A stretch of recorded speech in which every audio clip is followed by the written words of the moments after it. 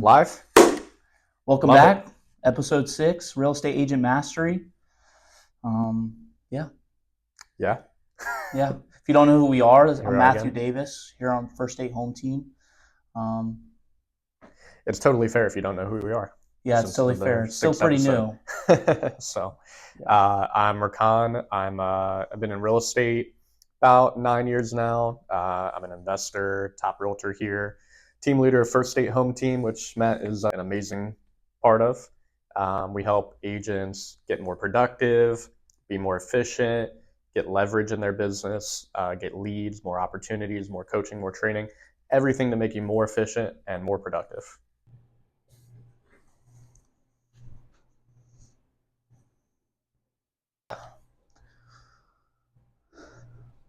Good? Yep. All right. Number 6. So what are we talking about today, Matt? You know what we're talking about? We're talking about the things you shouldn't do. No, the things you should do if you want to fail in real estate. But isn't it, we don't want to say the vice versa way? No, that's what it is. Oh, okay. If you want to fail in real estate, do these things. Oh, that's right. Yeah. So the things you should do if you want to fail in real estate. Yep. Okay. So we asked ChatGPT. We got a list here. I said, ChatGPT. Let me pull up the prompt here. I said, ChatGPT, if I was getting into real estate and I wanted to ensure that I am not successful, what should I do? All right. So we're looking at it. You follow Alex Hormozy. He talks about Big time. Charlie Munger always talks All the about time. invert your thinking, right? So we always talk about like what to do to be successful in real estate, but let's talk about what not to do. Sometimes that helps just look at things from a different perspective and helps kind of clarify some things, right? Yeah, especially if you didn't know what you're supposed to be doing. Yeah. It's probably way easier to say, well, if I'm looking to lose weight, I know that I, probably wouldn't move, right? I shouldn't be moving around. I should sit in the chair all day or lay in bed all day, right? If I was going to keep the weight on. Yep. So it's very easy to invert it, basically. Right. If you want to be fat, do not go to the gym. Right. Exactly. Or go to the gym, but don't change your eating habits. Exactly. Right? It's just a little bit different perspective. Yeah. So what's the first one? All right. So number 1, how to ensure you fail in real estate. Number 1, avoid talking to people. Yeah, no doubt. That's pretty good one. That says, don't tell your friends or family you're in real estate. Never post on social media, and definitely don't follow up with leads or past clients. Yeah, so have no SOI, no referrals. Always be chasing the next lead that you might be buying or something, but there's no compounding effect because you don't want to talk to the people you already know, the people you already worked with, different people, right? Yeah. Which are the easiest probably sales, by the way. Yeah, it's funny when you talk to people, like when people get into real estate and they ask, what they should do. It's like people will be like, oh, I don't want to like cold call or like do, work. I want to work with people I know, right? Okay, cool. All right, so you got to tell everybody you know that you're in real estate. Oh, I don't want to do that. I don't want to sound salesy. Like, so how else? What are you going to do then? What do you expect people to just ring you? Right. You just want to basically you just want to post a little pretty picture on social media and you're hoping the phone is going to ring. I'm just going to post a Canva Spoiler alert, quote. Not going to happen. Yeah, there's no shot. No. And it doesn't even have to be salesy, right? There's ways to talk with those people that isn't salesy at all. In fact, they're going to be thankful that you called them, right? But at the end of the day, you can't be scared of the phone. And it doesn't have to just be the phone. I mean, we text people still in our SOI, but you can't be too run around either from what you're really trying to ask, right? If you know you're supposed to follow up with someone said, hey, I'm going to sell. I've been thinking about selling, but maybe a year from now. Well, that next time you text them, you're allowed to say, hey, I know the last time we talked, you were looking to sell and blah, blah, blah. Is that still a goal of yours? Right. Is that salesy? That's super Not easy. really. Yeah. I mean, they told you what they wanted. Yeah, we're in real estate. It's too high of a ticket product. It's too big of a thing to really, there's obviously sales aspects to it, but you're not going to sell someone something that they don't need, right? At the end of the day. At the end of the day. If you're selling something for $100, maybe like if you're a really good salesperson, they don't really need it, you can sell them something, right? But like you're not going to get them to get their tax returns and send it to the mortgage lender and go to settlement and do the home, like all those steps, all those like checks and balances. if they're not really committed to it, Mm-hmm. right? What's the first step that we do when you first join the team in terms of talking to everybody that you may know or barely know? Yep. What's the first thing we do? Great question. So you got to get every person that you've pretty much ever had a conversation with into your database. All right. So you export your whole phone contact list. How do you do that? We have an app, the Covey app. Mm-hmm. I think there's probably some other ones out there, and there might be other ways to do it, but the one we use, it's like $2 on Apple Store. You just export your whole phone contact list into an Excel sheet. Then you want to add to it. You want to like add people from social media. Again, it doesn't, even if you don't have contact information, right? Even if you just know their name, maybe they go to church with you, or you talk to them in the gym sometimes. Anyone that you know that if you went missing and I showed a picture of you to someone from the gym and they're like, oh yeah, that's Matt Davis, Mm-hmm. I know him, right? That's who you're targeting. Right. Anybody who knows your name, pretty much your name and your face. Got it. Right. So you have this whole sheet. Yep. You can just think of someone, I know my mom's friend. I don't know her last name, but I know her first name. Mm-hmm. I don't necessarily know what her goals I know are. where she lives. Like my mom stopped by her house before. Or you could ask your mom, like, hey. Yep. So you put them in that list, and now your goal is, before you think about buying leads or something, which we all do. We all think about that. Like that's like the shiny object syndrome. But before you do that, you have them in this list, and now your goal for the rest of the day is to just fill in the blanks on these people. Yep. Right. Oh, that's like your first month. That's yeah, exactly. Just thinking. I mean, even now, like 9 years in, I saw someone commented on Facebook the other day, like my friend's parents. It's like I've been to their house like 5 times. Right. Like, why aren't they in my list? I don't have their name or their email, but I'm friends with them on social media. I know where they live. I should be sending them. They should be getting our postcards. They should be getting our client invites, our raffles, like all the mail things we do, right? Mm-hmm. And then where it starts to compound is when you start capturing more contact information, right? Mm-hmm. So you reach out to these people. Let's say you have someone's phone number, right? And maybe their email, but not their home address. Mm-hmm. So I'd say, hey, Matt, like, I don't know if you saw, I just got into real estate recently. Don't worry, I know you're not looking to move anytime soon. I was just wondering, I'd really appreciate the support. I'm really passionate about this. Would you be offended if I sent you a couple business cards in the mail in case you run into coworkers, friends, family that might be looking to buy, right? Right. And then, of course, they're going to say yes if they're your friend, right? Mm-hmm. If they care about you. And then you get their home address. This is so interesting. So like, it's all. I almost feel like we should leave it here, but there's more we have to. No, there's more we have to. We got to say. get a lot. So me and Ron were just talking about it, which is, actually I won't even talk too much about that. But me and someone were talking about how just networking in general, right? And we're talking about not being salesy wherever we go, because we don't want to be that guy who's just. You don't want to cash in on your relationships, the equity. Like you don't want to get to the point where, we've all had the friend that joined like a MLM or something after high school. They were selling some energy drink, which I was there, to be fair, whatever, right? And they're calling you, and you know why they're calling you. It's not to chat, it's not to catch up or grab a beer. Like you know why they're calling you, right? And you're like, oh. So to finish on that, what we were talking about is just we were talking about it because it came up within the gym. We were like, you would think you could just network with people in here, but you don't want to be that guy or whatever. Yeah. And he was like, it's as simple as just give them a compliment, right? Like it's not going to happen over one day, conversation, right? Yep. Just say something to him. For instance, a guy came over to me the other day. He saw a hoodie that I was wearing, and it was the school that he went to. It's the school we both graduated from. And then now we just seem to like talk to each other. And it wasn't even me trying to talk to him, but we just talk to each other every time we see each other. Like just randomly, right? Doesn't have to be salesy. No. And it might be the third time you talk to him that something comes up about work or real estate, whatever.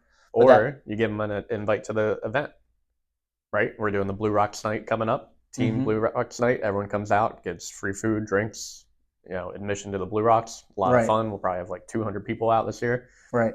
You get we do the print card. You just give them a little card. Like, hey man, I'd love to like have you out, grab a beer or something at the game if, just a little work event if you want to come out. Yeah. And then they register, you get the QR code, he registers, and now you've got name, number, email, home address, everything, right? Yeah. And now they're getting emails and postcards for events and things like that in the future. Like It all compounds. No doubt. Right. Or another thing too, to add on top, not that you should do only one or the other, but you can do both. For instance, maybe you're posting on social media, which I think you always should. That's part of it. Hey, whatever. The one time you guys were just talking to each other at the gym or whatever, you have an Instagram or whatever, and you don't even have to say anything about real estate. But when once they see your Instagram, it's like, oh, I didn't know that you were in real estate. Maybe the next time you guys talk, they talk to you about that. Like, oh, I saw your Instagram or whatever. Yeah, you could easily find something on their page that was interesting and then bring it up to them, and then they'll probably bring it up to you, what they saw on your page. Like their past few posts, comment on their last post, like, oh, no, wait, this is sick. Yep. What's the next one? Cool. Yeah, we got to keep moving. Number 2. You want to read it? Switch off here? That's why I sent it to you. I know, but the problem is I got to pull this out. You got the laptop? Oh, yeah, that's right. Obviously, your phone is. Go ahead. Okay. If you have it. Number 2, skip the boring stuff like training or scripts. Wing every conversation. Avoid learning sales skills, objection handling, or negotiation techniques, and assume charisma will carry you through. So that's a good one. I like that. Yeah. So don't test yourself in the situations that are going to happen. Yeah. But I get it. Listen, there's a lot of realtors that are like that. Just only charisma based, only relationship building, which you do both, by the way. There's no one without the other. But to think you could go in this industry and not get an objection, right? It could be from your sister, your mom, whatever. Right. Aren't interest rates high? Wait, how? And you charge, how much is that? And they just get a little uncomfortable. But you being able to articulate that, even if it's a family member, like that comes down to role playing, sales skills, objection handling, right? It makes you a better realtor. Not even just close. Just like the last episode we did, right? The showing framework. That's like a framework. That's a script you have to practice, right? Right. And it makes you more efficient, makes you a better realtor, better able to identify what the client's looking for, and to better help them at the end of the day. Dude, that's a perfect example. It's part of the script to be able to get feedback, to be able to help them more. Right? It's a no-brainer. Absolutely. You're a real. Well, this is like a whole rabbit hole we could go down, but for some these reason, are all rabbit holes. Our license in Delaware, at least, says real estate salesperson, right? But that's the last thing people want to do is be a salesperson.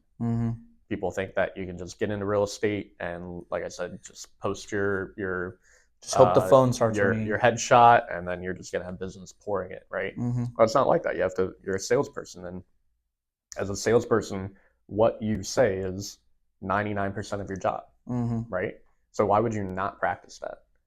It's like an actor not practicing their lines. Right. You think they just wing it? Right? Yeah, no doubt. Just because they're a good actor, they're just going to know their lines immediately. Like, no. And even take it a step further, like they've practiced it until they want to throw up. Like, I think I was watching something about like Kevin Hart is like, by the time he's doing a big show, like a Netflix special, he's done that bit probably 1,000 times. No lie. Right. Like in other shows, like smaller shows that weren't like on Netflix or just at home, just practicing it with like family, small family gatherings, stuff like that. Like, he is so sick and tired of it by the time he gets to that point, but it doesn't come across that way when we hear it, right? It seems like he's just like God gifted, natural talent. He's up there just having fun, being himself, but it's an act. I mean, he's having fun, right? But he's performing. It's a performance. It comes down to every kind of conversation too, right? It's not just cold calling or whatever, but it's like the last podcast, showings, which go check that out if you haven't. But it could be not just the buyer consultation or just the seller consultation, but it's every conversation around that. It's the follow-up calls. It's the maybe the first time you meet them, but also your SOI, when you're inviting them to an event, you practice that too, right? Because if you don't know how to make it sound fun to be there because you're just winging it, right? There's a way to say things that it gets them excited to come to that event or to have you follow up with them, right? It takes practice. It's legit. Yeah, and it carries over into every area of your life, right? I use it with my wife. It's facts. Right? Like the reverse questions. Hey, would you be opposed to, instead of like, hey, do you want kava for dinner tonight? It's like, would you be opposed to kava for dinner tonight? Right? hey, would you be offended if blank, blank, blank, right? Not like, hey, do you want to blank? It's like that video we sent. Did you? I don't know if we sent that to each other. It's like when your girlfriend tries to break up with you and you're a sales guy. I don't think I saw like, that one. Can you tell me a little bit more about that? Yeah. Yeah, you're like hard closing them. I sent you the one about the guy was trying to go out to the club or something. And he was like, oh, interesting. So like what specifically like do you not want to go out for? Like, let's talk about that. Yeah. If we didn't go out to the club, what would that do for you? So what this is communication at the end of the day. That's it. No brainer. Communication. Yeah. Cool. What else? All right. 3, ignore a schedule. Sleep in, work when you feel like it. Treat every day like a weekend. No time blocking, just vibe your way through the week. Why can't I just wing it, and do what I want whenever I want? I mean, you can, but you're going to get unpredictable results, right? And let's be honest, do we want to work? No. So if we just do what we want and we just wing it throughout the day, what do you think you're going to get done? And this probably comes down to the difference between someone doing 10 deals a year, but if you really want to take it to the next level, 20, 25, 30, 35, at the end of the day, there has to be systems in place, right? I mean, you could do 10 deals a year and not save contacts, not have a CRM, not care about when you come to the office. You just talk to people when you can, blah, blah, blah. 10 deals, that's fine. If you want to take it to the next level, like, you're going to have to put systems in place. So what are some of those things that maybe you put in place? Yeah, I mean, there's a lot of different systems we could talk about, but like time blocking is a big one, right? So figuring out, okay, what's the thing that drives my business? What's the most important thing? For us, it's talking to clients, right? Lead prospecting and lead follow-up, right? Setting appointments. So putting that on your calendar in the morning, knock it out first thing while your willpower is high, while you don't have all the distractions going on throughout the day. Just come into the office and knock it out, right? Yeah, because what happens when you don't do that? Then what he usually does, and I should do a better job of, you say, all right, 12 o'clock, like after lunch, is just handling fires as well as doing the showings and stuff. If you try to do your prospecting whenever you want, right, and you just say, I'll do it later today, then when you get caught up in those fires, because you're more busy, because you're trying to take it to the next level, once again, you're doing 10 deals or whatever, you're not as busy.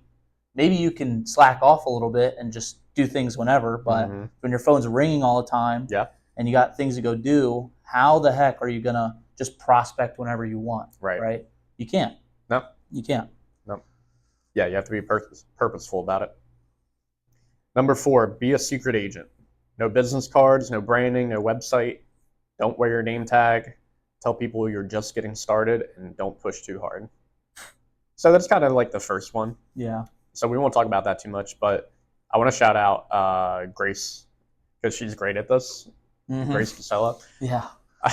We went to lunch and she's wearing a sweater and there was like no design or anything to it, but it said like, talk to me about real estate. It said like awesome realtor, Grace Casella. It was like a business card. Yeah. Like her sweater was like a business card. Like there wasn't like a graphic or anything on it, I don't think. Right. It literally just said like awesome realtor, Grace Casella, 302, blah, blah, blah, right. blah.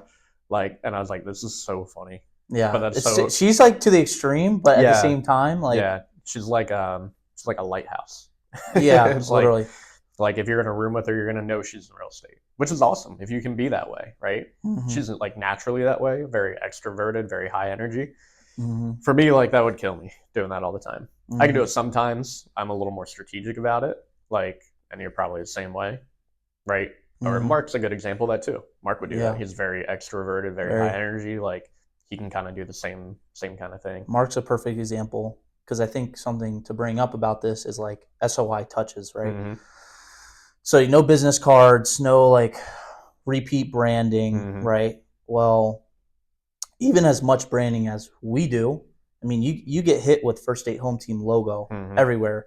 You still talk to somebody, our SOI, people we've done business with, and they're like, they might even still be like, oh yeah, Rakan, like almost like they haven't, they kind of forgot in a way.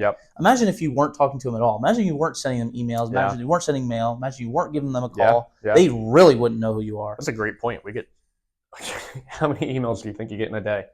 Dude, I mean, my mom has 10,000 in her inbox. Yeah. Easy. And she'll delete 1,000 a month. I probably get 100 in my work email. I probably get a couple hundred a day in my my Yahoo email that I use for like shopping and stuff. You know, like, yeah, you're not bugging people. You think you're bugging people, you're not. Yeah, they still barely know who you are. Mm-hmm. Yep. All right. 5, fear the phone. Never call anyone back. Let leads sit for days before responding. Panic when it's time to follow up, and instead research more training videos. All right, so that kind of is, again, very similar, but I like the last point.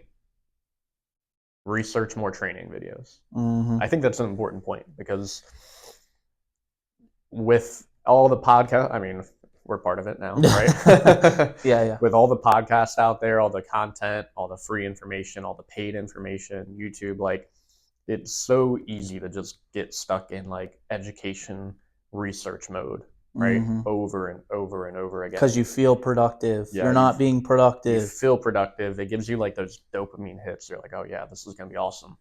Yeah. But then like the rubber never meets the road. You never implement any of those things. You end up with a list of 100 things you want to do and you don't do any of them. You get like analysis paralysis, right? Happens to everyone. Yeah. It doesn't matter how many sales conversations, scripts you buy into, whatever, until you practice it in the real world, you'll never get better at it. If someone told me they've watched 100 hours worth of, role playing or scripting, whatever, someone cold calling, and then someone said they've made calls for 3 hours total, I'd almost take the bet on the person that's made 3 hours of calls. Easy. I mean, no doubt, because until you're doing it, I mean, there's no better training than that. Than the actual real world of doing whatever it is. So absolutely. There's another point I was going to make about that, but I was forgetting. That's all right. Yeah. Number 6, avoid spending any money. Do not invest in marketing, coaching, systems, or tools. Cheap out on everything: photos, signs, CRMs, even your wardrobe. Wait until you're rich to reinvest. I think the biggest part there is coaching. Yeah. Right. And we were kind of talking about that earlier. Why not cut down your learning curve? Now, there's some things that can wait a little bit, of course. Something I always talk about is, I didn't have a professional picture for months. Like, did several deals without that. Sold a couple homes. It's a terrible picture. Right. Like, I had my old company logo, just outside the building on the iPhone or whatever. There's a lot of people that have great photos and do no business. Everything's set up. Who's that? Let's not name drop. There's somebody that joined your team that had website, business whole card, website, everything set up, corporate bank account, no money in it, all of it, the LLC, everything. I mean, not saying you should take this advice, but one of his first pieces of advice to me when I started asking questions about getting set up, he's like, "Bro, don't even worry about the LLC. Like, you have time to set that up before the end of the year. You do not need to worry about that." He's like, just go sell homes. Like, you don't even have an LLC. Like, why even worry about that, right? You worry about the wrong things. You're setting things up, but in reality, you just go do the actual thing. But that's contrary to the actual point. So we're talking about coaching. Talk about coaching because you do a lot of, basically had a lot of coaches. Yeah, cut your learning curve down. It would be stupid not to. What took somebody else 10 years, you can pay them for their time or work with them and learn in maybe 1, 2, 3 years, right? Like, it's incredibly stupid to think you're just going to go and learn everything on your own. That's not how the world was built. That's not how humans work, right? Like, everything is built upon what somebody before you knew. Mr. Beast actually is, I was listening to a podcast with him on it, and that guy is wicked smart. Oh yeah, he's super. I mean, people think he's like the YouTuber, like, oh, I got $1 million, I'm gonna totally different dive into a pool full of chocolate, salt, chocolate syrup. Like, it's very calculated. He's so smart. He's very smart. And one of his things, like, he has like principles for his business, and he talks about this, and he's like, seek out the experts, like, first. That's the first step, is talk to other people and find out what they know, right? He's like, if you want to make the biggest pizza in the world, talk to the guy who has currently made the biggest pizza in the world. Right. How much time and energy and effort and money can he save you on just stupid things, right? The podcast was a good example. We just jumped into it, but we probably, it doesn't really matter with something like this. It's low risk, right? Right, Like right. we're kind of learning as we go. But 20 minutes with somebody who does a podcast probably could have saved us from your phone dying multiple times, Yeah, from everything. speakers not working, like Yeah. all the mistakes we made. Yeah. Like, why would you not want to tap into that? It's a no-brainer. Yep. It's a no-brainer. And it's very contrary to what people tell you, especially like your family and stuff, right? Mhm. Because it is all about saving. Yep. But if you really want to get ahead in life, you have to listen to the people that are where you want to be, right? So a lot of your family members or friends, maybe it's not to downplay them or anything. They obviously want the best for you, but they don't understand the idea of going to, that event, that, Mhm. that course, that whatever money you're spending on education. They don't understand that because that's something, they didn't do, or they just don't understand the idea of buying back their Mhm. time. Yeah. Most people don't, Yeah. but that's what you literally have to do to get ahead. Yeah. I mean, some of the best business coaches in the world charge thousands of dollars per hour. Right. And people are like, what? I would never pay $1,000 just for them to not do anything, just to talk to me. Mm-hmm. But it's not about like that. It's about what you get. It's not No about what doubt. they're giving, the hour of their time. It's about what you get. Yeah, no which doubt. is like 4,000 hours of your time back in Right. that 1 hour. Right. Right. And there's levels to it, of course, right? I mean, there's no reason that I should be hiring a, $50,000 hour. Yeah, no, right? that'd be ridiculous. As of right now, I can't get from level 1 to a level 100 Mhm. immediately. Yeah. But at the same time, for me to have a coach like Rakan, who has gotten me to level maybe 5, right, is perfect. Like, it totally makes sense to cut down that curve to jump, from these levels. And at some point, Rakan has coaches that he pays for, right? Yep. Maybe, he'll refer them to me to do that as well, or take whatever courses he did or something like that. It just makes sense. Like, think about where you'd be in real estate if you weren't on the team. Knowledge-wise, sales-wise, like structure, organization-wise. It's tough to say, man. Tough to Not say, saying bro. you wouldn't be successful on your own, but this quickly in the first couple months of having your license. Right. Yeah, no doubt. Yep. Yeah, it's no doubt. Yeah. Cool. All right, number 7. Take any client, no matter what. Work with people who disrespect you. Don't qualify anyone, because time is infinite, right? Mm-hmm. This is a good one for Yep. you. Partly when you're new, right, you're going to take more opportunities than not, even if that means someone's maybe not pre-qualified, but just to get in front of them, you might go take the showing or might go take the appointment, or, take whatever opportunities in front of you to just go get in front of people. Right. But obviously when you're more successful, more established, right, and at the end of the day, like, fires are popping up all day and night, right? There's people that are calling you, or you need to call people, and you only have so much time in the day. Why work with someone that maybe, isn't qualified, or maybe hasn't got that pre-approval yet, but you need to do that, because otherwise you could waste a bunch of time. Yep. There's just no reason to do that. So yeah, and you have to look at what, obviously, if someone disrespects you, that's different, right? Like, you shouldn't work with them. But talk about like the pre-qualification. If you can pre-qualify people, great. But especially if you're new, or you just want to get out and meet people, you want to get in front of people in real estate related spaces, right? Showing homes, like whatever it is, listing appointments, open houses, just getting out and meeting people. It's like when you're new, doing preview appointments. It's just different than an actual sit-down listing appointment. So that person doing a listing appointment knows that you're coming down to sit down, like coming over to sit down to potentially sign something.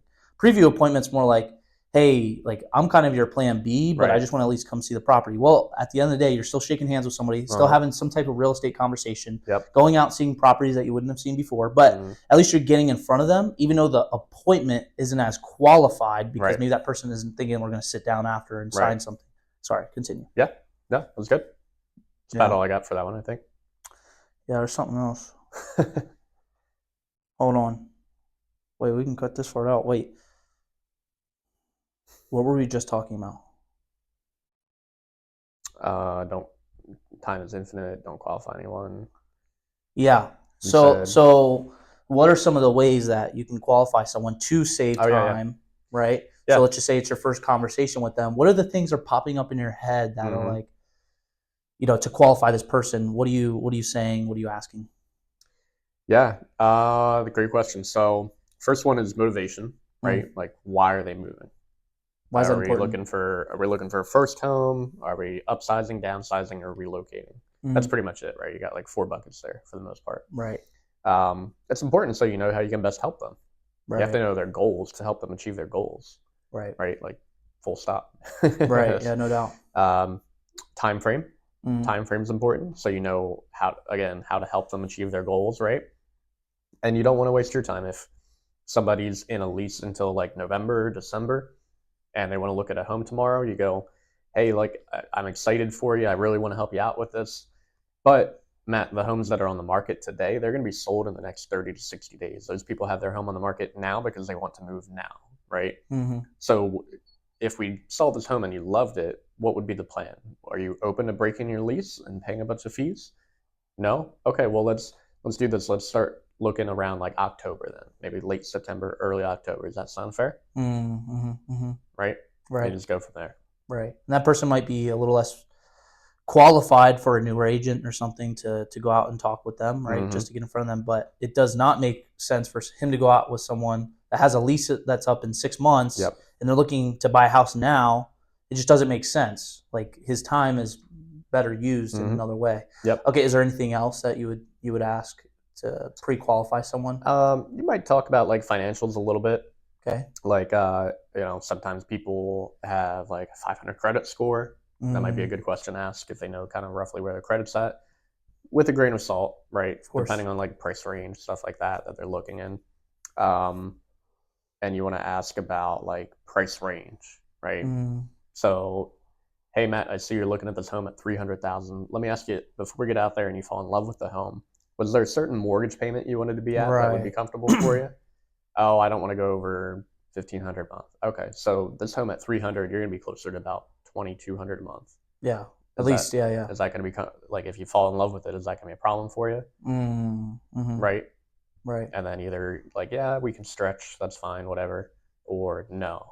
Right, and then you could just waste your time looking at a completely different range of homes that you would have no clue about. And then you just pivot and say, okay, well, $1,500 a month, you're gonna be 175 to 225 range probably. Like, how about I send you some homes in that price range? Got it. Whatever it is. Yeah. So talking to someone, motivation, time frame, maybe financials a little bit. Yep. Yeah. Yep. Okay. Number 8. Ignore the basics. Think the basics are just something you have to get through instead of something you have to master at the highest level. Try to get fancy or think there's a silver bullet. Focus on complexity instead of simplicity.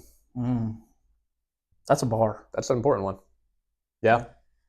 So obviously, I do jiu-jitsu. I just saw a post from John Danaher, who's like one of the most famous jiu-jitsu coach in the world, pretty much.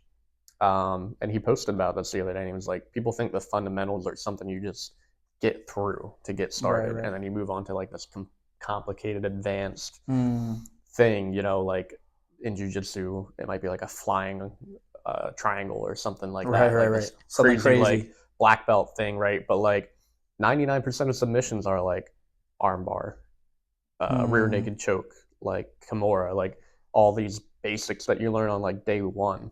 Right. And that's who kicks my ass in jiu-jitsu, is people that got really good at the basics, right? And just crush it. Right. We were saying a quote the other day. I don't remember who said it, but the pros, it's not things that they are doing that maybe you aren't. It's just the fact that they never skip the basics. They never skip the fundamentals, right? I mean, you can think about any sport, anything really. In real estate, that's the pros never skip prospecting, right? In someone that's weightlifting, they never skip the workouts. They never skip the cardio at the end of their workout, whatever it is. In basketball, the fundamentals are jumping and running. But do you ever stop jumping and running in basketball? Of course you don't. You're always doing the fundamentals. Fundamentals. So. Layups win games, right? Half court shots. And people blow layups. Yeah. So like half court shots don't win games. Exactly. Ever, right? Yeah. It's the layups. That's a perfect example. Weightlifting is a perfect example too. Like, because you could go to the gym and do like high school workouts, stuff you learned in high school, right? Bench, deadlift, squat, row, bicep curl, tricep, That's it. Whatever.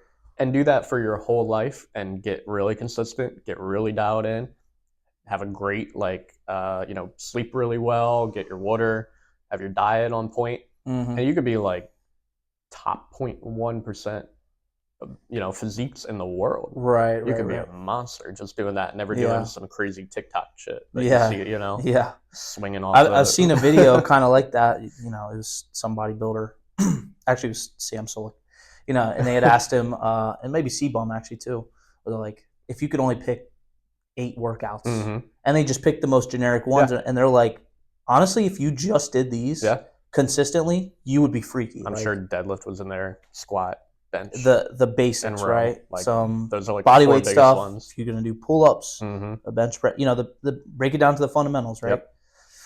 The other stuff's too fancy sometimes. Yeah. Right. I mean, how long you been in the business? About 9 years. And you're still making your calls in the morning. Yep.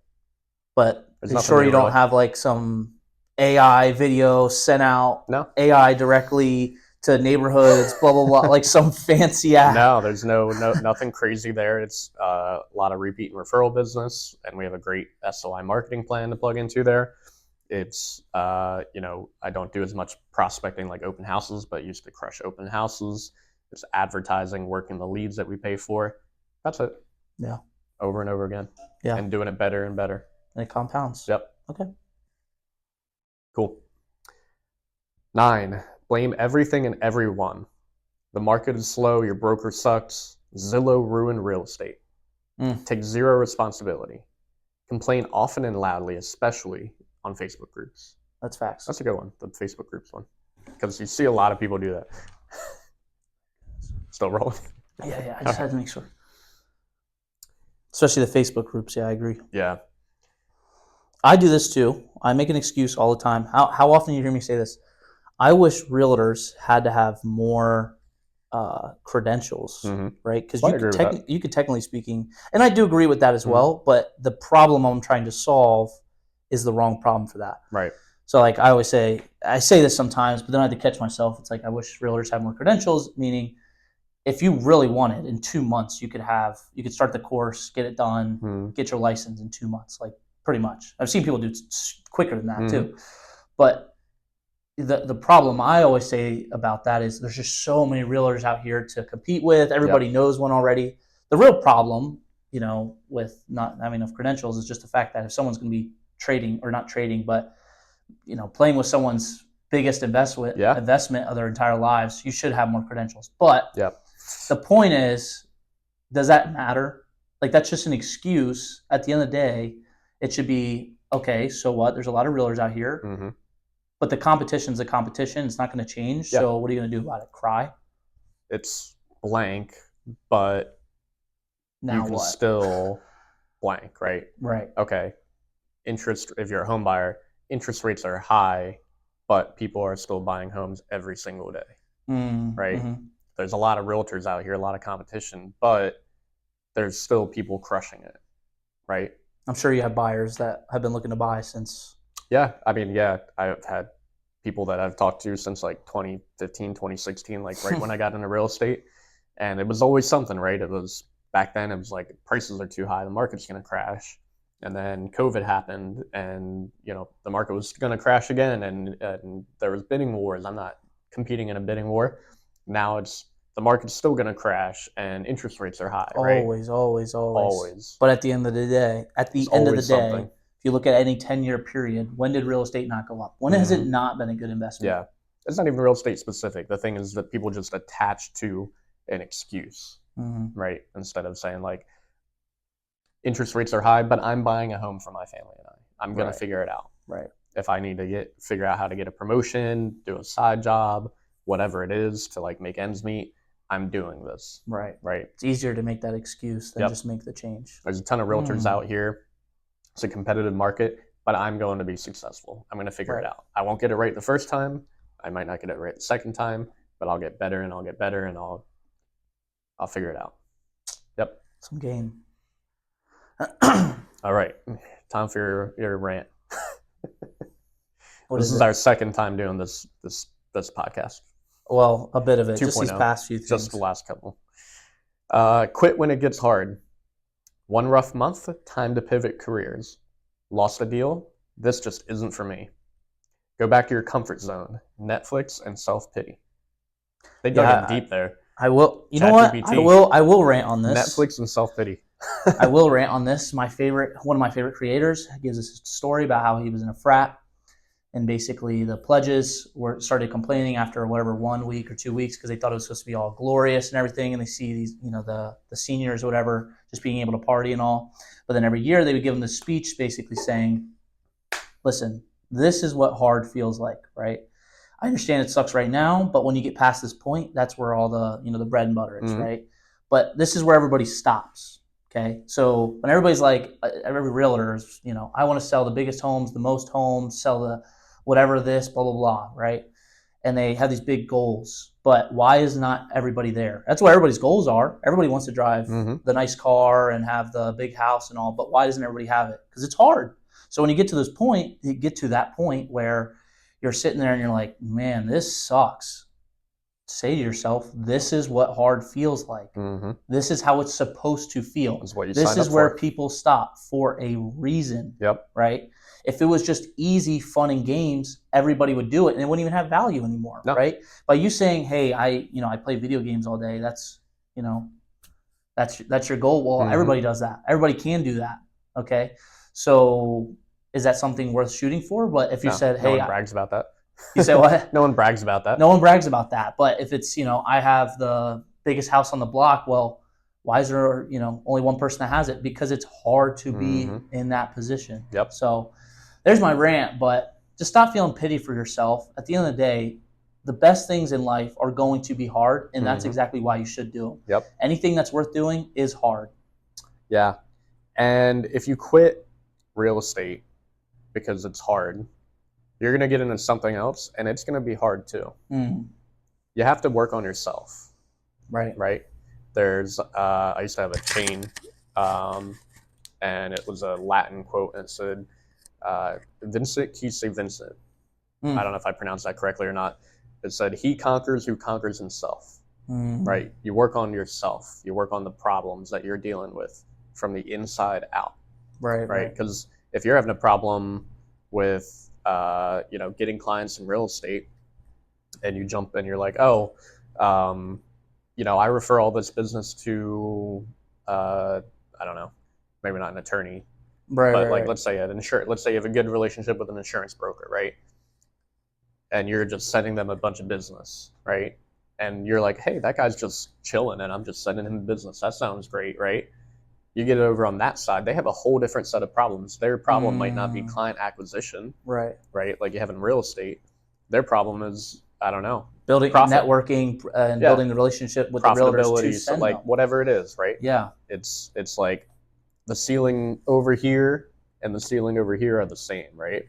Yeah. And they might look different. They might be a different color ceiling, but they're the same ceiling. It's like, for instance, what is it? 90 or 80% of restaurants fail, right? Well, doesn't that sound similar to about 80% to 70%, whatever it is, of agents churn out of the business within their first year? Yep. They're two completely different industries, completely different services, but they still are, losing most of the people that are, just in the business, right? Why? Because there's different bosses to slay. If it's a video game, right, there's levels in each one of the games, but both games are hard, right? Doesn't matter what game it is. The game has a boss, and the game can be hard. So. Yeah, a similar game, level 5 boss is going to be the same as the level 5 boss over here. It's a different character, it's a different game, but it's going to be like the same difficulty. Yeah, right? No doubt. Was that the last one? Yeah, that was 10. No way. All right, we got it. Yeah. We got a lot of editing to do on this one. Any finishing thoughts? Let's do a recap, right? Recap. Yeah. So recap. All right. So we're going to recap here. So one, let's talk about what to do to be successful. Let's flip it again, right? Right. One, talk to people. Tell everyone you know you're in real estate. 2, don't skip the boring stuff like training or scripts. Okay. Practice your conversations. Be a professional. 3, follow a schedule. Okay. Don't just wake up when you wake up at 7 o'clock one day, 8 o'clock another day. Wake up like you have an employer, right? Be the owner of the company and be the employee, right? That's the relationship you have when you're in real estate, when being self-employed. Yeah. You're the employer and the employee. And if your employee's not working, you got to have a conversation with them. That's facts. You got to fire. You got to fire yourself. You got to fire yourself. Yeah.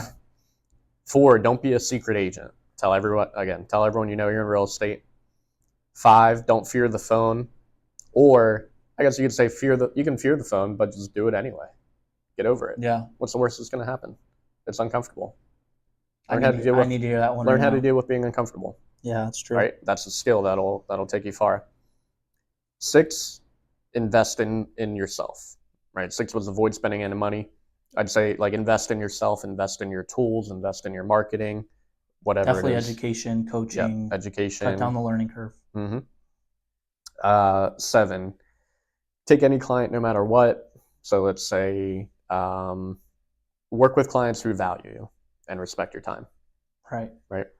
And are qualified to work with, right? It's not that you have to get them completely out of your CRM or out of your database, but at the end of the day, if they're not ready to go see a home, let them know that. And by the way, you're helping them. It's not just you being greedy. It's like, no, if it doesn't make sense to go meet with them right now, don't meet with them. They're going to fall in love with a home that they can't buy. Yeah, and then they're going to hate you because it's like, why can't I get this? Well, because your credit's 500. Yep. Anyways. Yeah. 8, master the basics and continue to do them, and do them at a high level and do them day in, day out consistently. No doubt. 9, take ownership and accountability. Don't blame other people. Don't watch the news. Don't check the media. Just put your head down and work.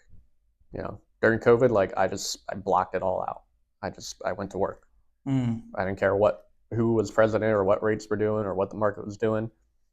Because at the end of the day, it doesn't matter. Right. What best serves me? Knowing about all that stuff and going, oh man, what best serves me? No one's gonna do anything. Why should I even make calls? Right. Even if the excuse, or just making the calls. Even if the excuse is real, right? It doesn't matter. It could be anything. It could be the fact that, his client doesn't like the fact that he's wearing a green. Well, we're wearing green shirts. Whatever it is. Well, that could be the excuse. But even if it's true, now what? Now what? Are you going to sit there and complain about it, or are you going to push through it and get through whatever you need to do, whatever the goal is? Right? Yep. I'm going to do it despite whatever's going on. Right. Yeah. 10, don't quit when it gets hard. Realize that pain is part of the process. Right. Like that. I think we'll end it there. Yeah, we'll end it there. All right, guys. Thanks again for tuning in to Real Estate Agent Mastery, brought to you by Matt and Rakan, First State Home Team. Hope you tune in on the next one. All right. Yeah, no doubt. And make sure you check out the last video. It was about showings. We talked about everything tactical. When you're doing a showing, what you should be saying, the goals, that umbrella that you're actually looking for by the end of the showing, right? So this is going to help you actually be the best agent, get the feedback so you can, help them the best that you can, save more time, as well as just look professional. So those are the 3 things we talked about, how to do that in a showing.